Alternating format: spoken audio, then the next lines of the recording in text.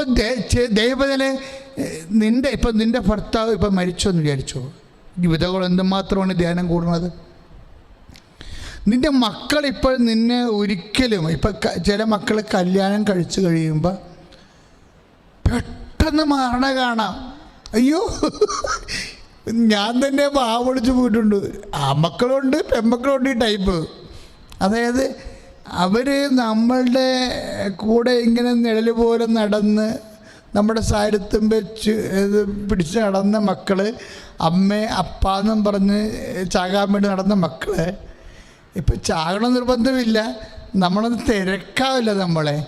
ഇപ്പം ചില വിവാഹം കഴിക്കുന്നതോടുകൂടി ചില കഴിച്ച പെണ്ണുങ്ങളുടെ വീട്ടിലോട്ട് ഈ ചെറുക്കൻ ചെല്ലണ സമയത്ത് അവിടെ അവർ 3 ദിവസം കൊണ്ട് ഇവനെ ബ്രെയിൻ വാഷ് ചെയ്ത് കളയും. അങ്ങനെ കുറേ അനുഭവങ്ങളുണ്ട്.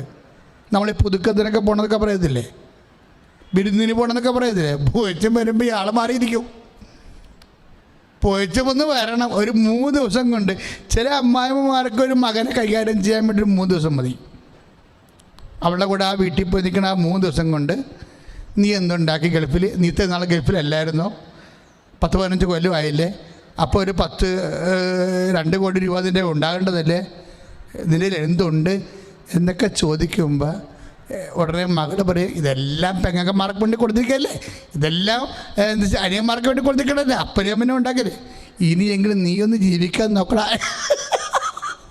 ഇങ്ങനെ ഒന്ന് ഒരു ചെറിയ സാരി ഇട്ട് കൊടുത്താൽ മതി, ചെറിയൊരു സാരി ഇട്ട് കൊടുത്താൽ മതി. ഇവൻ്റെ അതോടെ അവൻ്റെ ജീവിതം പോയി എന്നുവെച്ചാൽ പിന്നെ ഇവൻ തിരിച്ചു വരെങ്കിലും അറിയാമോ, ഈ മത്തങ്ങാപുറത്ത് തലയായിട്ടേ വരേണ്ടത്. അപ്പം അമ്മയാണെന്ന് വെച്ച് കഴിഞ്ഞാൽ കൊതിയോടുകൂടി മക്കൾ അമ്മ വീട്ടിലിട്ട് വരികയല്ലേ, തിരിച്ചു വരികയല്ലേ. അപ്പോൾ 3 ദിവസം അവിടെ ഇല്ലായിരുന്നല്ല. അപ്പം അവനെ സന്ധിക്കാണ്ട് നിൽക്കുമ്പോഴുണ്ട് ഇവൻ്റെ മോന്ത തെളിയത്തില്ല.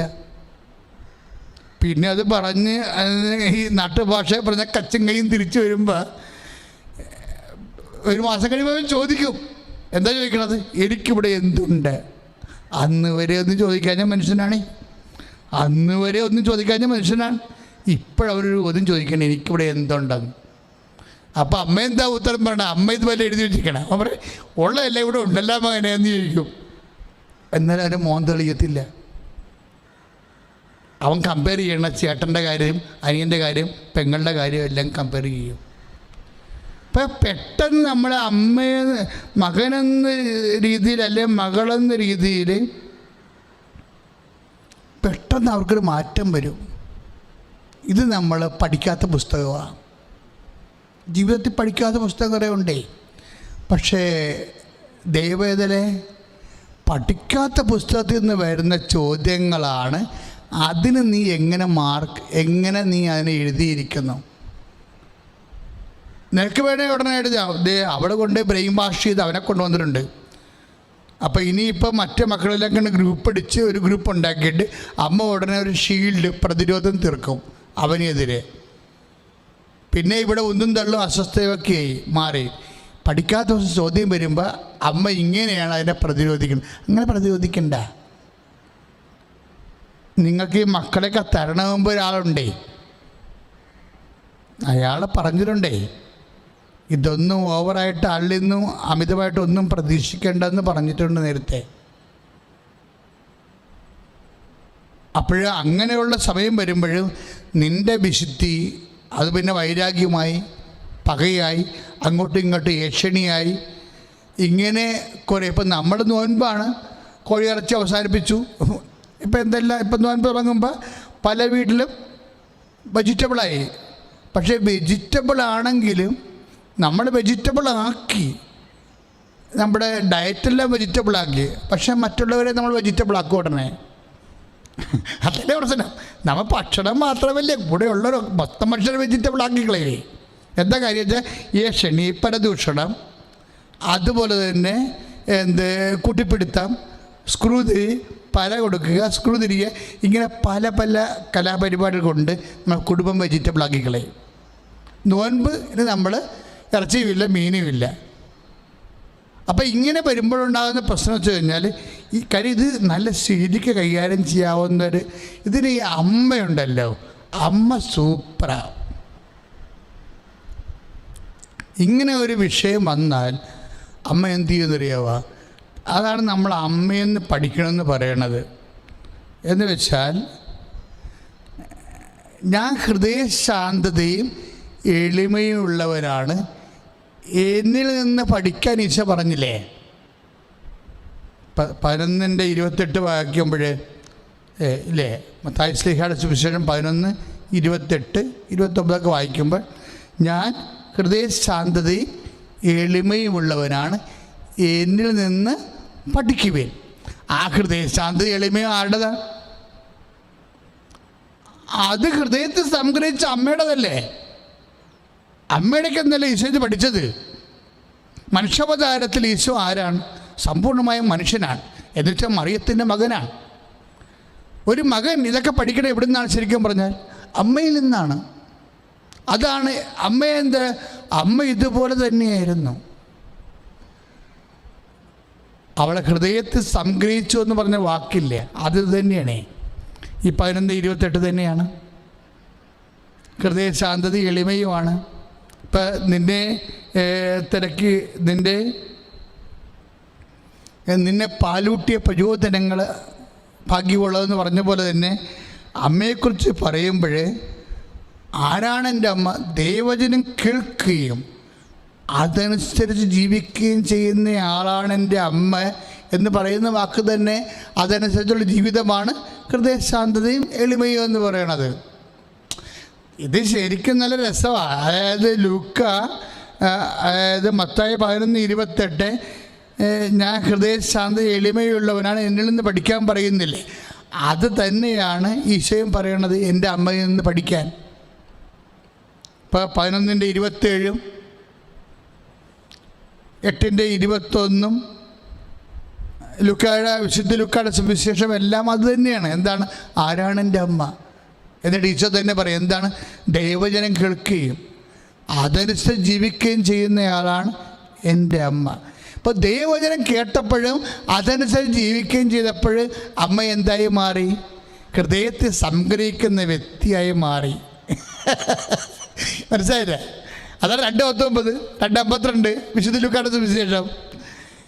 ഇപ്പം ദൈവവചനം കേൾക്കുകയും അതനുസരിച്ച് ജീവിക്കുകയും ചെയ്യുന്ന ആളാണ് എൻ്റെ അമ്മയെന്ന് പറയുമ്പോൾ, ദൈവവചനം കേട്ട് അതനുസരിച്ചപ്പോൾ അമ്മ എന്തായി മാറി? ഹൃദയത്തെ സംഗ്രഹിക്കുന്ന ആളായി മാറി. ലെഫ്റ്റ് ആദ്യം കൈ ഒഴിഞ്ഞത് ആരാണ്? ഈശോനെ അപ്പ ആദ്യം കൈ ഒഴിഞ്ഞത് ആരെയാ? ഈശോനല്ല, അമ്മനെയാണ്.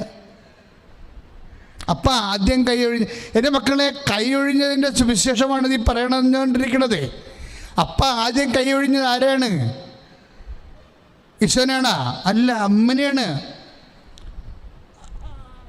അമ്മനെയല്ലേ കൊണ്ടുവന്ന് അവസാനം ഒരു ഇപ്പം 2:7 വിശുദ്ധ ലുക്കാൻ്റെ സുവിശേഷം എന്താ പറയണത്? സത്രത്തിൽ അവർക്ക് സ്ഥലം ലഭിച്ചില്ല. ആകാശ ഭൂമി നിൻ്റെതാണെന്ന് പറഞ്ഞിട്ട് ഇപ്പം ഒരു കട്ടിൽ പോലും കൊടുക്കാനില്ല. അപ്പം വചനം വേറെ, അനുഭവം വേറെ. അതാണ് കൈ ഒഴിയണമെന്ന് പറയണത്.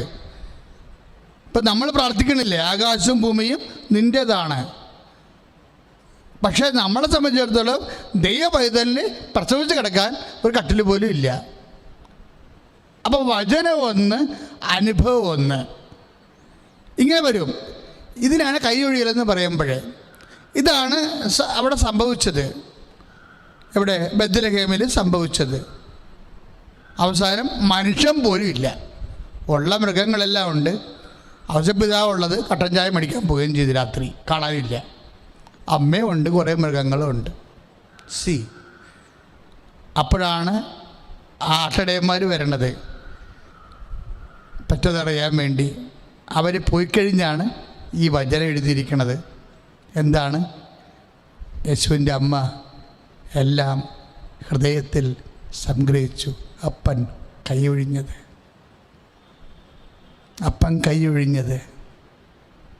എന്ത് ചെയ്ത? അമ്മ ഹൃദയത്തിൽ സംഗ്രഹിച്ചു. അമ്മ തല ചായ്ച്ചു എന്നർത്ഥം. അപ്പം കൈ ഒഴിഞ്ഞത്, അമ്മ ഹൃദയത്തെ സംഗ്രഹിച്ചു. അമ്മ തർക്കിച്ചില്ല, അമ്മ ബഹളം ഉണ്ടാക്കിയില്ല. അമ്മ തർക്കിച്ചില്ല, അമ്മ ബഹളം ഉണ്ടാക്കിയില്ല എന്ന് 53:7 സകനദാസനെ കുറിച്ച് പറയുമ്പോൾ തന്നെ സകനദാസിയാണ് കിടക്കുന്നത്. അമ്മ ആദ്യമേ അത് പറഞ്ഞു. ഇത് ദാസ്യത്തിൻ്റെ വഴിയായിരിക്കുമെന്ന് അമ്മയ്ക്കറിയാമായിരുന്നു. മാലാഖ വലിയ വായിലെ വർത്തമാനങ്ങളൊക്കെ പറഞ്ഞപ്പോഴേ അവൻ മഹാനായിരിക്കും, വലിയവനായിരിക്കും, യാക്കോബിൻ്റെ ഗോത്രത്തിൽ അവൻ എന്നേക്കും വലിയവനായിരിക്കും എന്നൊക്കെ പറയുമ്പോഴും അമ്മയോട് പരിശുദ്ധാത്മ പറയും, ഈ പറയുന്ന കാര്യങ്ങളൊന്നും ഇതുപോലെയല്ല വിശ്വസിക്കേണ്ടത്. അനുഭവത്തിൽ വരുമ്പോൾ വചനവും അനുഭവവും തമ്മിൽ ഒരു ബന്ധവും ഉണ്ടാകത്തില്ലെന്ന് പരിശുദ്ധാത്മ പറഞ്ഞു. നീ കേട്ട വചനവും അതെന്നോ സംഭവിക്കേണ്ട കാര്യമാണ്. അത് ഇപ്പോഴനുഭവിക്കുന്ന ഈ പ്രസന്ന വർത്തമാനകാല ജീവിതവുമായിട്ട് ഒരു ബന്ധവും ഉണ്ടാകത്തില്ല. അപ്പം പിന്നെ ഞാൻ എന്ത് പറയും എന്ന് കർത്താവിനോട് ചോദിക്കുമ്പോഴേ ആത്മാവ് പറയും, behold the hand made of the Lord എന്ന് പറഞ്ഞാൽ മതി. ഇത് കർത്താവിൻ്റെ ദാസി. കർത്താവിൻ്റെ ദാസി എന്ന് പരിശുദ്ധ അമ്മ പറഞ്ഞ് അതിൻ്റെ അർത്ഥം സുവിശേഷത്തിൻ്റെ രക്ഷാകര നടപടി അനുസരിച്ചുകൊണ്ട് സഹനദാസി എന്നാണ്, സഫറിങ് സർവൻ്റെ അർത്ഥം. അമ്മയും സഫറിങ് സർവൻ്റാണ്, കർത്താവിൻ്റെ ദാസിയാണ്. ദേവതലേ, എൻ്റെയും നിൻ്റെയും ജീവിതത്തിൽ ഇതുപോലെ അൺഅനൗൺസ്ഡായിട്ടുള്ള ആകസ്മികമായിട്ടുള്ള നേരത്തെ പറയാത്ത പഠിക്കാത്ത പാഠത്തിൽ നിന്ന് ഔട്ട് ഓഫ് സിലബസ് ചോദ്യങ്ങൾ വരുമ്പോൾ ഇതുപോലെ കർത്താവിൻ്റെ ദാസി. അതാണ് മനുഷ്യാവതാരത്തിൻ്റെ ഈ രക്ഷാകര ദിവരഹസ്യങ്ങളുടെ ധ്യാനത്തിൻ്റെ ചെറുനോൻപ് കാലത്ത് പരിശുദ്ധ അമ്മയുടെ സുവിശേഷം നമുക്ക് നൽകുന്ന ഏറ്റവും വലിയ കാഴ്ചപ്പാട് എന്താണ്? അവൾ ഹൃദയത്തിൽ സംഗ്രഹിച്ചു. ആദ്യമായിട്ട് ഈ അൾത്താരയ്ക്ക് മുമ്പിൽ വന്നു നിന്ന് ഒരു സാക്ഷ്യം പറയുവാൻ എന്നെ എൻ്റെ മകളെയും അനുവദിച്ച ഈശോയ്ക്കും അമ്മയ്ക്കും 1000 നന്ദി പറയുന്നു. എൻ്റെ പേര് റോസ്. ഞാൻ വരുന്നത് തൊടുപുഴ. എൻ്റെ ഇടവക സെൻറ്റ് മേരീസ് ചർച്ച് നാവപ്പുഴയാണ്. ഞാൻ ആദ്യമായിട്ട് ഉടമ്പടി എടുക്കുന്നത് നവംബർ 1, 2022 ഞാൻ ഉടമ്പടി എടുക്കാനുണ്ടായ സാഹചര്യം എന്ന് പറയുന്നത് സെപ്റ്റംബർ മാസം 2022 എനിക്കൊരു മാമോഗ്രാം ചെയ്യാനിടയുണ്ടായി. ആ സമയത്ത് മാമോഗ്രാമിൻ്റെ റിസൾട്ട് വരുന്ന സമയത്ത് എൻ്റെ റൈറ്റ് ബ്രസ്റ്റിൽ 2 മുഴയും ലെഫ്റ്റ് ബ്രസ്റ്റിൽ 1 മുഴയും ലെഫ്റ്റ് ബ്രസ്റ്റിൻ്റെ അടിഭാഗത്തായിട്ട് ഒരു തടിപ്പും കാണപ്പെട്ടു. ഡോക്ടറിൻ്റെ അടുത്ത് ഞാൻ റിസൾട്ട് കൊണ്ടുചെന്നപ്പോൾ ഡോക്ടർ പറഞ്ഞു, ഇത് സ്പ്രെഡായിട്ടുണ്ടോ എന്നൊരു സംശയമുണ്ട്, അതുകൊണ്ട് വേറൊരു ഡോക്ടറെ പോയി കാണാൻ പറഞ്ഞു. ഞാൻ അങ്ങനെ സ്മിത മെമ്മോറിയൽ ഹോസ്പിറ്റലിൽ ഓങ്കോളജിസ്റ്റിനെ പോയി കണ്ടു. ഫസ്റ്റ് അൾട്രാസൗണ്ട് അവിടെ വെച്ച് ചെയ്തു. ഞാൻ മാനസികമായിട്ട് തകർന്നു. കാരണം എൻ്റെ കുഞ്ഞുങ്ങൾക്ക് അവരെ വിട്ടു നിൽക്കുക എന്ന് പറയുന്നത് എന്നെ സംബന്ധിച്ച് അത് ഒരിക്കലും നടക്കുന്ന കാര്യമല്ല. അവരെ ഞാൻ എൻ്റെ 2 കണ്ണുപോലെ കാണുന്നേ. കാരണം അവരുമായിട്ട് ഭയങ്കര അറ്റാച്ച്മെൻ്റാണ്. എൻ്റെ ഈ ഒരു വിഷയം എന്നെ തളർത്തി. ഞാനിപ്പോൾ എവിടെ പോയാൽ എനിക്ക് രക്ഷ നേടാമെന്നൊരു ചിന്തയായി.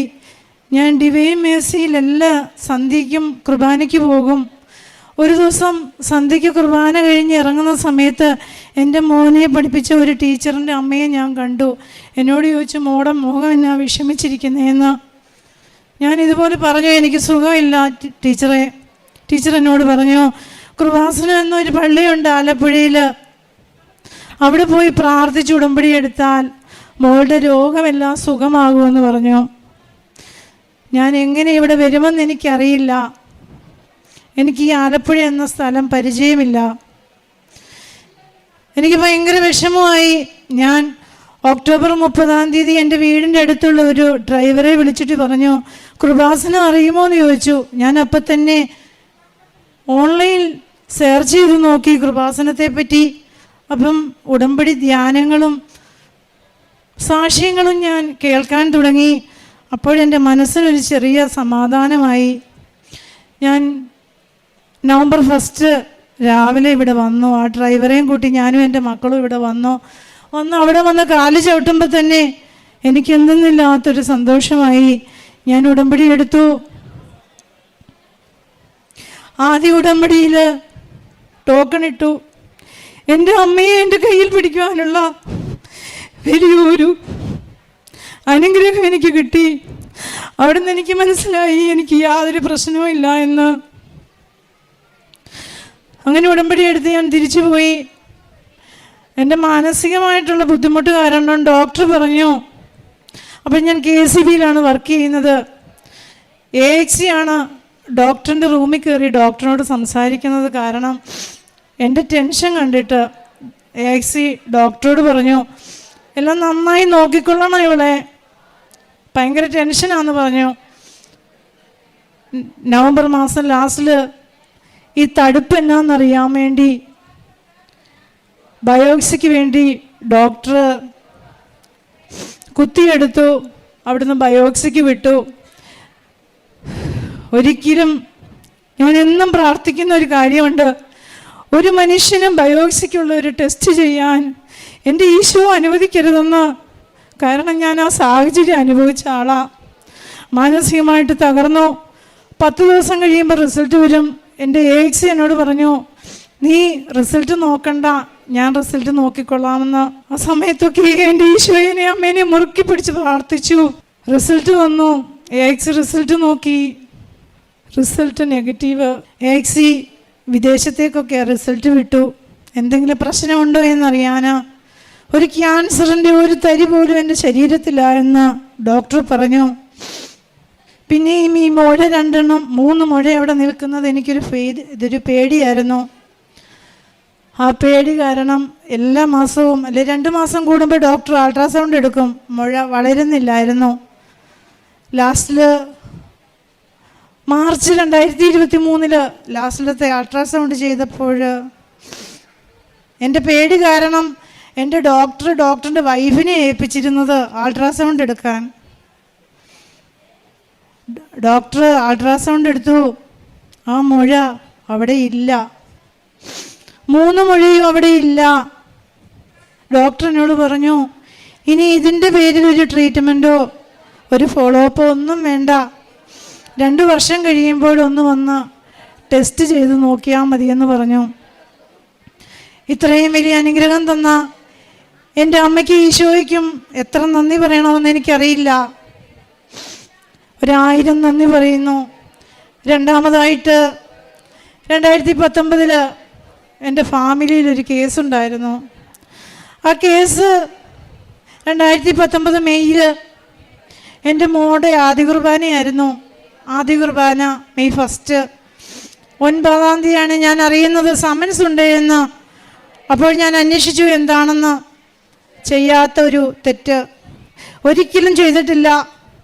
1% പോലും എൻ്റെ കയ്യിൽ തെറ്റില്ല. പക്ഷേ ഞാൻ അതിനെ അതിജീവിച്ചേ പറ്റൂ. ആ 2019 തൊട്ട് 22 വരെ ഞാൻ തനിച്ച് കോടതിയിൽ പോയി. അപ്പോഴെനിക്ക് ഭയങ്കര സങ്കടമായിരുന്നു. 2022 നവംബറിൽ ഞാൻ ഉടമ്പടി എടുത്ത് അന്നു മുതൽ ഞാൻ എൻ്റെ അമ്മയെയും കൊണ്ടാണ് കോടതിയിൽ പോകുന്നേ. ആ കേസ് അങ്ങനെ പോയി. ഓരോ മാസവും ഞാൻ പോകുമ്പോൾ എൻ്റെ അമ്മയോട് പ്രാർത്ഥിക്കും, അമ്മേ അറിയാത്ത തെറ്റിനാണ് ഞാൻ ഈ കോടതി കയറുന്നത്, ഇനി എന്നെ ഈ പടി ചവിട്ടിക്കരുതേ എന്ന് ഞാൻ പ്രാർത്ഥിക്കും. ഉപ്പ് കൊണ്ട് ആരും കാണാതെ ആരും ചവിട്ടാത്തടുത്ത് ഞാൻ കോടതിയുടെ സ്ഥലത്ത് കൊണ്ടിടും. ലാസ്റ്റിൽ എനിക്കെതിരെ കേസ് കൊടുത്ത ആളെ വിസ്തരിക്കുന്ന സമയമായി. അതിനുശേഷം പല ആൾക്കാരുടെയും പ്രശ്നങ്ങൾ കാരണം ആ പുള്ളി ജയിലിലായി. ഞാൻ ആരെയും വേദനിപ്പിക്കാനോ വിഷമിപ്പിക്കാനോ പേരോ ഒന്നും ഞാൻ പറയുന്നില്ല. ഞാൻ ഫെബ്രുവരി മാസത്തിൽ ഇവിടെ ഓടി വന്നു. എന്നെ വിസ്തരിക്കുന്ന സമയമായി. ആ സമയത്ത് ഞാൻ എൻ്റെ അമ്മയോട് പ്രാർത്ഥിച്ചു, എൻ്റെ അമ്മയെ പ്രതിക്കൂട്ടിൽ എന്നെ കയറ്റി നിർത്തരുതേ എന്ന്, ആ പടിയിനി എന്നെ ചവിട്ടിപ്പിക്കരുതേ എന്ന് ഞാനിവിടെ വന്ന് പ്രാർത്ഥിച്ചിട്ട് പോയി. ഫെബ്രുവരി മാസത്തിൽ എൻ്റെ ഫോണിലൊരു കോള് വന്നു, കേസുകൾ എഴുതി തള്ളുന്നുണ്ടെന്നും പറഞ്ഞ. ഞാൻ ഫോണിലെടുത്ത് നോക്കിയപ്പോൾ എൻ്റെ കേസ് എഴുതി തള്ളിയിരിക്കുവാണ്. ഇത്രയും വലിയ അനുഗ്രഹം തന്ന എൻ്റെ അമ്മയ്ക്കും ഈശോയ്ക്കും 1000 നന്ദി പറയുന്നു. മൂന്നാമതായിട്ട് എനിക്ക് പറയാനുള്ളത്, എൻ്റെ മകള് 10ാം ക്ലാസ്സിൽ ഫുൾ A+ വാങ്ങി 100% മാർക്കോട് കൂടി എൻ്റെ മകൾ വിജയിച്ചു. പിന്നീട് എൻ്റെ മകൾക്ക് എൻട്രൻസിന് അഡ്മിഷൻ വേണമായിരുന്നു. അവൾ ബ്രില്യൻറ്റിലാണ് പഠിക്കുന്നത്.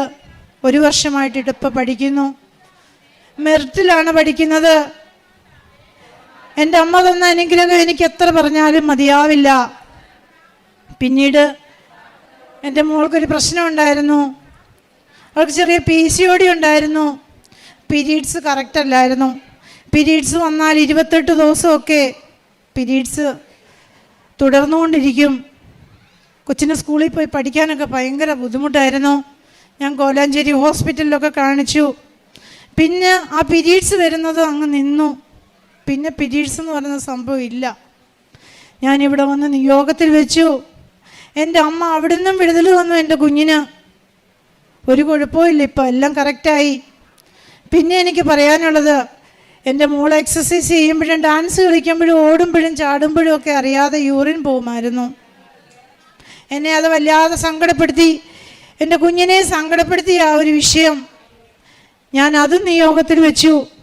ഇവിടെ ഒന്നും വന്ന് നിയോഗത്തിൽ വെച്ച് പോയോ, അതിനുശേഷം എൻ്റെ കുഞ്ഞിന് അങ്ങനെ ഒരു അസുഖമില്ല, അങ്ങനെ ഒരു ബുദ്ധിമുട്ടുമില്ല. പിന്നെ എനിക്ക് പറയാനുള്ളത്, ഞാൻ അക്കൗണ്ടൻ്റായിട്ടാണ് വർക്ക് ചെയ്യുന്നത്. കഴിഞ്ഞ ഈ 2025 ഏപ്രിലിൽ ഞാൻ നെറ്റ് ട്രാൻസ്ഫറിങ് ചെയ്യുന്ന സമയത്ത് ഒരേ അഡ്രസ്സാണ്, പേര് മാറിപ്പോയി. എമൗണ്ട് ചെന്ന് കയറിയത് അവരുടെ ഹസിൻ്റെ തന്നെ വേറൊരു അക്കൗണ്ടിൽ. ആ എമൗണ്ട് ചെന്ന് കയറിയ ആൾ കോമ സ്റ്റേജിൽ കിടക്കുകയാണ്. വർഷങ്ങളായിട്ട് ആക്സിഡൻറ്റ് പറ്റി. ഞാനിത് അന്വേഷിച്ചു. അവരുടെ മാതാവിനെ വിളിച്ചു ഞാൻ ചോദിച്ചു. അവനും പറഞ്ഞു, മകന് വരാൻ പറ്റത്തില്ല, അവൻ കോമ സ്റ്റേജിൽ കിടക്കുവാന്ന് പറഞ്ഞു. ഞാനും എൻ്റെ ഓഫീസ് സ്റ്റാമ്പും കൂടി വണ്ടിയെടുത്ത് ഈ അമ്മയുടെ അടുത്ത് ചെല്ലുവാണ്. അമ്മ പറഞ്ഞു, എന്ത് വേണമെങ്കിലും ഞാൻ ചെയ്തു തരാം. പക്ഷേ ഞാൻ കാനറ ബാങ്കിൻ്റെ മാനേജറെ കണ്ട് സംസാരിക്കുമ്പോൾ മാനേജർ എന്നോട് പറഞ്ഞത് 35 ലക്ഷം രൂപ ലൈബിലിറ്റിയുള്ള ലോണാണ് ആ അക്കൗണ്ട്. ഞാൻ ക്യാഷ് ഇട്ടത് ലോൺ അക്കൗണ്ടിലേക്കാണ് മാറിച്ചെന്ന് കയറിയിരിക്കുന്നത്. കോടതി കേസായിട്ട് കിടക്കുന്ന അക്കൗണ്ട്. ഞാനന്ന് രാത്രി മൊത്തം ദൈവത്തോട് പ്രാർത്ഥിച്ചു, ദൈവമേ എനിക്ക് ക്യാഷ് തിരിച്ചു കിട്ടണം. ഞാൻ ആ വീട്ടിൽ ചെന്നപ്പോൾ ആ അമ്മ എനിക്ക്, ആ മകനെ ഇട്ടിട്ട് വരാൻ പറ്റില്ല, പക്ഷേ ആ അമ്മ എനിക്ക് ഒപ്പിട്ട് തന്നു ക്യാഷ് മാറാൻ വേണ്ടിയുള്ള. പക്ഷേ അതുകൊണ്ടൊന്നും കാര്യമില്ല. ഈ ക്യാഷ് ചെന്ന് കയറിയത് 30 എൻട്രി ആയിട്ടാണ് മാറിപ്പോയിരിക്കുന്നത്. അതെല്ലാം തിരിച്ചു പിടിക്കണം. മാർച്ച് 31 ക്ലോസിംഗ് ആണ്. ഞാൻ ബാങ്ക് മാനേജറോട് സംസാരിക്കുന്നുണ്ട് ഈ കാര്യങ്ങൾ. ബാങ്ക് മാനേജർ എന്നെയും വിളിക്കുന്നുണ്ട്. മാർച്ച് 31 ബാങ്ക് മാനേജർ എന്നെ വിളിച്ചു, റോസേ, ക്യാഷ് ഞങ്ങളുടെ ബാങ്കിലേക്ക് മാറിയിട്ടുണ്ട്, ഇനിയും പേടിക്കണ്ട കേട്ടോ. ബാങ്കിൽ നിന്ന് നിങ്ങളുടെ അക്കൗണ്ടിലേക്ക് മാറുന്ന ഒറ്റ കടമയുടെ ഉള്ളൂ, അത് കഴിഞ്ഞാൽ നിങ്ങളുടെ അക്കൗണ്ടിൽ ക്യാഷ് കയറുമെന്ന് പറഞ്ഞു. മാർച്ച് 31 രാത്രി 12 മണി വരെയും ഈ ഒരൊറ്റ എൻട്രിക്ക് വേണ്ടി 30 എൻട്രികളോളം മാറ്റിയിട്ട് എൻ്റെ ക്യാഷ് എനിക്ക് തിരിച്ചു കിട്ടി. എത്ര നന്ദി പറയണമെന്ന് എനിക്കറിയില്ല. എൻ്റെ അമ്മ ഈ സമയങ്ങളിലൊക്കെ എൻ്റെ അമ്മയെ മുറുക്കി പിടിച്ച് ഞാൻ പ്രാർത്ഥിച്ചു. അതിനായിട്ട് എൻ്റെ ഈശോയ്ക്കും അമ്മയ്ക്കും 1000 നന്ദി. പിന്നെ ഒരു കാര്യം പറയാൻ വിട്ടുപോയി. എൻ്റെ ഈ പ്രായത്തിനോടൊക്കെ എനിക്ക് 4 ബയോപ്സി കഴിഞ്ഞ ആളാണ് ഞാൻ. ലാസ്റ്റിൽ എനിക്ക് ഡിസ്ചാർജിൻ്റെ ഒരു ബുദ്ധിമുട്ടുണ്ടായിരുന്നു. ലാസ്റ്റായി എനിക്ക് അതിനെ അതിജീവിക്കാൻ പറ്റാത്തൊരവസ്ഥയായി. ഞാൻ പല ഹോസ്പിറ്റലുകളിൽ മാറിപ്പോയി. ലാസ്റ്റിൽ ഡോക്ടറിനോട് പറഞ്ഞു, ഒരു കാര്യം ചെയ്യാം, ബയോപ്സിക്ക് വിടാം. ഞാനൊരു 100% വിചാരിച്ചു അങ്ങനെ ആയിരിക്കുമെന്ന്. കാരണം എൻ്റെ അവസ്ഥ അങ്ങനെയായിരുന്നു. ഞാൻ എന്ന് അമ്മയെ അറിഞ്ഞു, അന്ന് മുതൽ ഞാൻ എൻ്റെ അമ്മയെ മുറുകെ പിടിച്ചിട്ടുണ്ട്. എൻ്റെ മക്കളെയും എല്ലാ കാര്യങ്ങളും എൻ്റെ അമ്മയിൽ ഞാൻ പരിമേലിപ്പിക്കും. അന്നും ഇതുപോലെ തന്നെ പ്രാർത്ഥിച്ചു എൻ്റെ അമ്മയോട്. ബയോപ്സിക്ക് വിട്ടു, കുഴപ്പമില്ല, ആ റിസൾട്ട് നോർമലാണ്. എനിക്ക് നിങ്ങളോട് പറയാനുള്ളത് ഒരേ ഒരു കാര്യമാണ്. ഇന്ന് എന്നെ ഏറ്റവും വിഷമിപ്പിക്കുന്ന കാര്യം ക്യാൻസർ എന്ന രോഗമുള്ളവരെ കാണുമ്പോഴാണ്. ഞാൻ മറ്റാർക്ക് വേണ്ടി പ്രാർത്ഥിക്കുന്നതിലുപരി ഞാൻ ക്യാൻസർ എന്ന അസുഖമുള്ളവർക്ക് വേണ്ടി പ്രാർത്ഥിക്കും.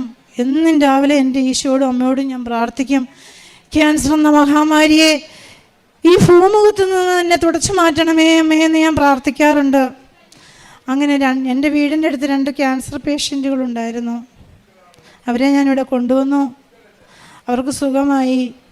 ഇന്ന് അവർ നടക്കുന്ന കണ്ടാൽ സാധാരണ നമ്മളെക്കാട്ടിലും ആരോഗ്യത്തോടു കൂടി അവർ നടക്കുന്നേ.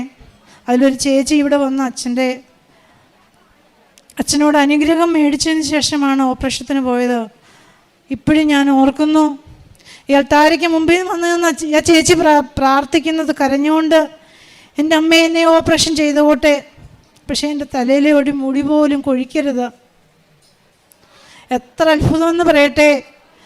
56 റേഡിയേഷൻ കഴിഞ്ഞ ചേച്ചിയുടെ തലയിൽ ഒരു മുടി പോലും പൊഴിഞ്ഞിട്ടില്ല. ആ 2 പേരും ഇപ്പോഴും നല്ല മിടുക്കരായിട്ട് ജോലിക്ക് പോകുന്നു. ഇത്രയും അനുഗ്രഹം തന്ന എൻ്റെ ഈശോയ്ക്കും അമ്മയ്ക്കും 1000 നന്ദി. പിന്നെ എൻ്റെ കാരുണ്യ പ്രവർത്തികളെന്ന് പറയുന്നത് പത്രം വാങ്ങിച്ച് പള്ളികളിലും പൊതുസ്ഥലങ്ങളിലും എൻ്റെ ഈ കാര്യങ്ങളെല്ലാം പറഞ്ഞ് ഞാൻ കൊടുക്കാറുണ്ട്.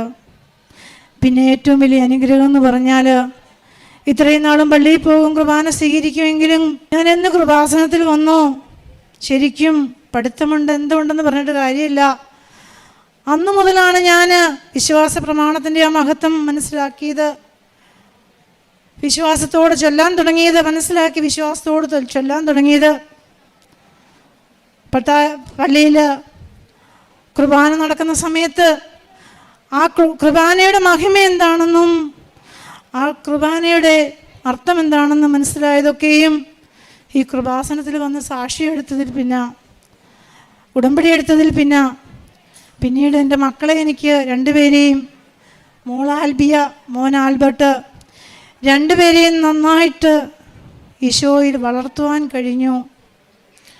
ഞാൻ അവരുടെ വിദ്യാഭ്യാസമായാലും എന്തൊരു കാര്യമായാലും ഞാൻ ഈശോയിൽ പരമേൽപ്പിക്കുകയാണ്. മോള് +1 പഠിക്കുന്നത്. ഇതുവരെയും ഒരു കുഴപ്പവും ഇല്ലാതെ എൻ്റെ അമ്മയും ഈശോയും ഞങ്ങളെ കൈകളിൽ താങ്ങുന്നുണ്ട്.